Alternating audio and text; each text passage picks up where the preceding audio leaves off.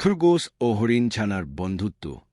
এক গহীর জঙ্গলে ছিল এক দুষ্টু কাঠবিড়ালি, যার কাজই ছিল সারাদিন এক গাছ থেকে ও গাছে লাফিয়ে বেড়ানো আর অন্য প্রাণীদের বিরক্ত করা।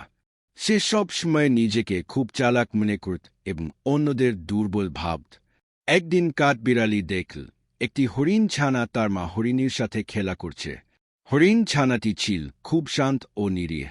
কাঠবিড়ালি ভাবল, ইস, যদি হরিণ ছানার মতো দৌড়াতে পারতাম।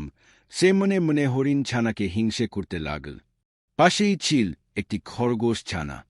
সে খুব বুদ্ধিমান ও মিশুক ছিল। কাঠবিড়ালি খরগোশ ছানাকে প্রায়ই হরিণ ছানার নামে খারাপ কথা বলত। ওই হরিণ ছানাটা মোটেই ভালো না। দেখিস, একদিন তোকে বিপদে ফেলবে। কিন্তু খরগোশ ছানা কাঠবিড়ালির কথায় কান দিত না। হরিণ ছানা আর খরগোশ ছানা দুজনেই খুব ভালো বন্ধু হয়ে উঠল। তারা প্রতিদিন একসাথে খেলত, গল্প করত আর জঙ্গলের নতুন নতুন জায়গা ঘুরে দেখত। তাদের বন্ধুত্ব দেখে কাঠবিড়ালির খুব হিংসা হতো। সে ভাবত, কি করে এদের বন্ধুত্ব ভাঙানো যায়।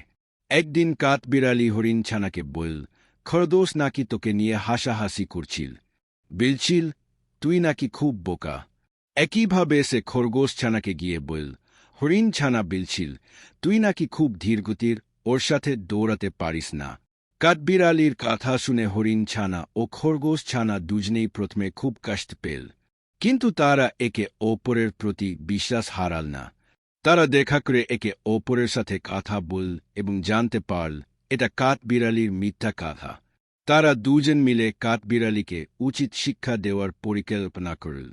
তারা ঠিক করল এমন কিছু করবে যাতে কাঠবিড়ালি নিজেই নিজের ফাঁদে ধরা পড়ে। পরের দিন হরিণ ছানা আর খরগোশ ছানা জঙ্গলের মাঝে একটি ফাঁকা জায়গায় গেল। কাঠবিড়ালি তাদের পিছু পিছু এল, কি ঘটছে তা দেখার জন্য। হরিণ ছানা হঠাৎ খুব জোরে দৌড়াতে শুরু করল, আর খরগোশ ছানা তাকে পেছন থেকে তাড়া করতে লাগল, যেন তারা প্রতিযোগিতা করছে। কাঠবিড়ালি ভাবল, এই তো সুযোগ।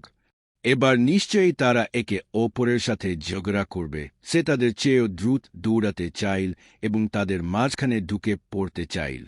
কিন্তু সে খেয়াল করল না যে সামনেই একটি পূর্ণ গাছের গুড়ি ছিল। দ্রুত দৌড়াতে গিয়ে কাঠবিড়ালি সেই গুড়িতে হোঁচ খেল এবং জোরে মাটিতে পড়ল।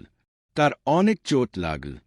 হরিণ ছানা আর খরগোশ ছানা তখন কাঠবিড়ালির কাছে এসে বলল, দেখলে তো, হিংসা আর মিথ্যা দিয়ে কখনো ভালো কিছু হয় না।